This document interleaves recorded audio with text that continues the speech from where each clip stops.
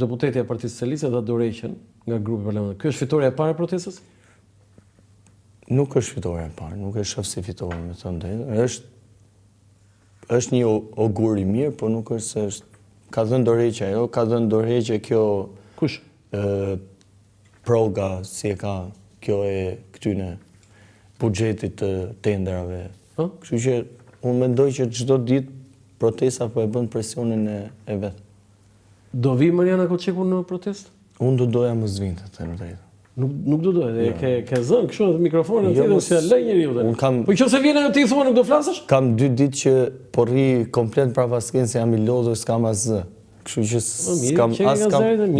biles dje ishte e bukur, njëri doli tham ka kërcenu Gent Progni me jetë, tha nuk më le me fol mikrofon, dje doli foli, e kapa mbrapa i thash, a të ndaloj njëri me fol? Jo, sa s'm ndaloj, po pse flisni pra? Nuk kam lidhje fare me uzurpimin e mikrofonit, përveç një rasti, me që se më kujtua tani. Një eksponent i PD-s që është, do me thonë, ka bërë edhe postime kundër protestës, bën postime çdo ditë pro Berishës, ka armë me fol, kam qenë unë, që e kam ndalu, e kam thënë të lutem edhe për të mirën tënde, nuk duhet të dalësh flasësh, sepse një incident në turm është i pa menaxhueshëm. I vetmi rast që unë kam ndalu person me fol. Tani, Gendi, përveç se kauzave shumë të mira që ka pasur protesta, atë ka pasur dhe thirrje dhe kundër biznesit. Dhe kjo është gjëja më e keqe që unë kam dëgjuar. Ka një perceptim gati që fjala oligark i vishet çdo biznesmeni, qoftë i mesëm apo i madh i tij. Tani, ti ke qenë dhe je vetë biznesmen. Unë i kam përmend me. Kjo është çik, kjo sul në front ndaj biznesit. Është gati kështu si nga ato thirrjet komuniste të 44-s, 45-s. Tani ju bëni kujdes për këtë, sepse është tjetër gjë. Grupi oligarkëve dhe tjetër gjë biznesmenët. Nuk ka pas asnjë thirrje kundër biznesmenëve. Ka pas thirrje. Ma lër ta çoj deri në fund mendimit, lutem. Mos bëj kështu si viktim tani, se si e kështu kaq i urtë jo. Ka pasur thirrje aty, është masakruar këta biznese që na pinë gjakun, që na bëjnë këtë. Sigurisht ka biznese që janë ashtu. Po jo të gjitha. Shumë e vërtetë. Edhe unë prandaj kam folur me emër që të hetohen të gjitha ata që sidomos kanë media dhe kanë censuruar të vërtetat. Dhe ne i dim se unë kam 13 vjet që punoj në media. Për shkak se kanë marrë leje ndërtimi, leje për ndërtu rrugë etj, është edhe një shprehje ballukut e famshme i bërë nderin e jetës. Kështu që nuk është me të gjithë biznesmenët. Pra nëse aty është përgjithësu dhe nuk është thënë emër, nuk ka qenë me të gjithë biznesmenët, se i bie që më kanë sulmuar dhe mua. Pra është me ata që duke përfituar nga taksat tona dhe nga korrupsioni, na kanë fshehur të vërtetën apo e kanë zbukuruar gënjeshtën për të manipuluar rrymat. Nuk e di nëse kam foto tjetër regjia, nuk ka foto tjetër, kjo është foto e fundit.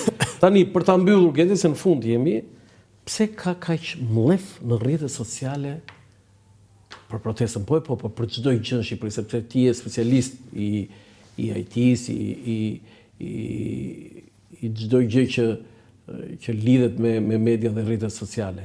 Madje unë kujtoj që një studim në shqiptarët llogaritën të parë për gjuhën e urrëties në rrjetet sociale. Pse ka Gendi?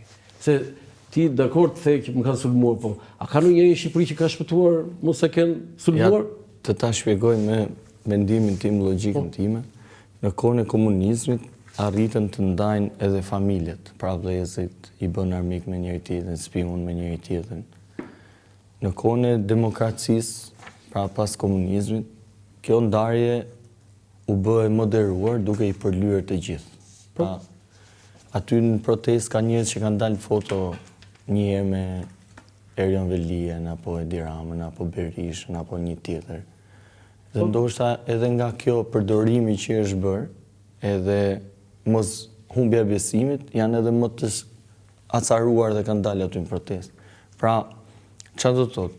Duke i përlyer të gjithë, o me tendar, o me punë, o me lidhje familjare etj, kanë bërë që njerëzit të bëhen të gjithë mos besojnë atë asnjë, pra mos besueshëm.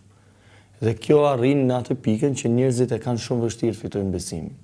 Dhe besimi unë mendoj që fitohet duke vendosur njerëz që s'kanë qenë kur të përlyer direkt, pra nuk kanë marrë fonde direkt, nuk kanë qenë të lidhur me Sorosin direkt, nuk kanë qenë të lidhur me pagesa direkte për të ndryshuar mënyrën se si ti flet, se pagesa mund të kenë marrë njerëzit për të krijuar një faqe webi për shembull, po nuk më kanë ndryshuar diskursin tim publik.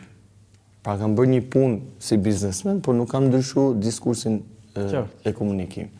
Dhe kjo ka arritur në atë pikën që sapo hidhet një shash në rrjetet sociale, njerëzit fillojnë të bllefin.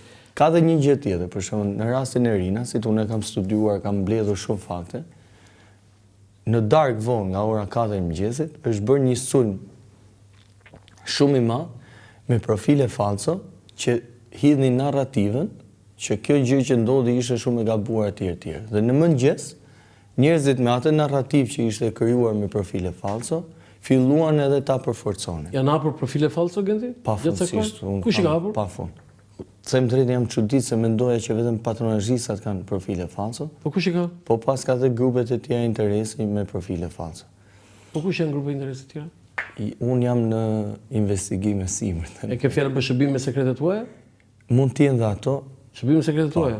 Mund të jenë dhe ato, sepse çdo njeri që po mundohet apo që po del fizikisht në protestë apo në mikrofon, po sulmohet në mënyrë të papërcjetshme.